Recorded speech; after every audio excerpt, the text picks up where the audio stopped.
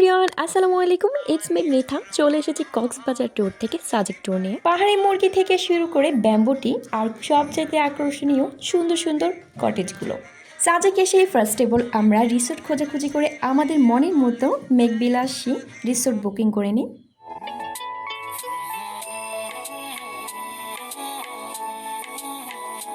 কটেজে এসে আগে আমরা ফ্রেশ হই এবং আমাদের খাবার অর্ডার দিয়ে দিই। কিছুক্ষণ পরে আমাদের খাবার যেহেতু লং জার্নি করেছি, মোটামুটি সবাই টায়ার, তাই রুমেই খাবার অর্ডার দিয়ে দিই এবং খাবার শেষে সবাই রেস্ট নিচ্ছিল আর আমি একটু ঢং করছিলাম। আর সবাইকে বলছি, যারা সাজেক আসার প্ল্যানিং করছেন অবশ্যই রুম বুক করে আসবেন। লং জার্নি করে এসে রুম খোঁজাখুঁজি আসলে একটা বোরিং। আর অবশ্যই যে রিসোর্টগুলো থেকে মেঘ উপভোগ করা যায় অবশ্যই সেই কটেজগুলোই বুক করবেন। আমরা যে যার মতো কিছুক্ষণ রেস্ট নিয়ে বের হয়ে যাই সন্ধ্যার পর। যেখানে ছিল পাহাড়িদের ট্রেডিশনাল খাবার, পাহাড়ি আলু, বাঁশকরল এবং ব্যাম্বুটি, সিঙ্গারা, চমুচা, মোমোস থেকে শুরু করে পাহাড়িদের হলুদ ফুল।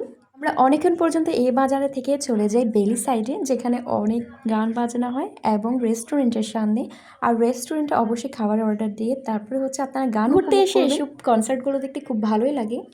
কনসার্ট উপভোগ করতে করতে আমাদের খাবার রেডি হয়ে গিয়েছে এবং আজকে রেস্টুরেন্ট স্পেশাল থাকছে। সাথে ছিল পাহাড়ি ডাল, পাহাড়ি পাঁচপিশালি সবজি, পাহাড়ি পাঁচপিশালি ভর্তা। যাই হোক, আমরা খাবারের আলোচনা করতে করতে আমাদের খাবার শেষ করেছি, বাঙালি বলে কথা। এরপর চলে যাই আমাদের রেস্টুরেন্টে। আজকে এই পর্যন্তই সাজেক ট্যুর। কেমন লেগেছে অবশ্যই কমেন্ট করে জানাবেন। খুব তাড়াতাড়ি সাজেক ট্যুর নেক্সট পার্ট নিয়ে আসছি।